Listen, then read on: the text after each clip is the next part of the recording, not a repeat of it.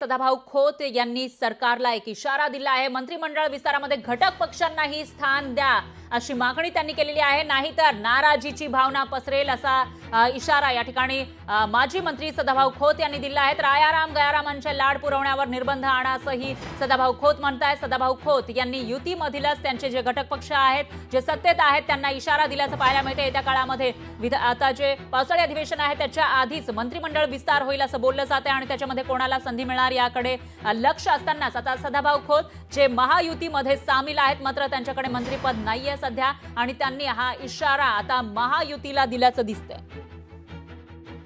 आयाराम गयाराम यांचे लाड किती पुरवावे यालाही कुठंतरी थोडंसं आता निर्बंध असणं अत्यंत गरजेचं आहे। आम्ही विस्थापितांची बाजू घेऊन या ठिकाणी लढाई लढत असतो, प्रस्थापितांच्या विरोधामध्ये आम्ही लढत असतो, वाडा विरुद्ध गावगाडा आम्ही गावगाड्याच्या बाजूने लढत असतो आणि म्हणून निश्चितपणानं येणाऱ्या विधानसभेला गावगाडा आणि विस्थापित सर्वसामान्य शेतकरी, शेतमजूर, बारा बुलतेदार यांचंही नेतृत्व प्रतिबिंब आम्ही करत असतो आणि त्यांचं प्रतिबिंब हे येणाऱ्या विस्तारामध्ये उमटलं पाहिजे आणि निश्चितपणानं तो सन्मान घटक पक्षांना देणं अत्यंत गरजेचं आहे।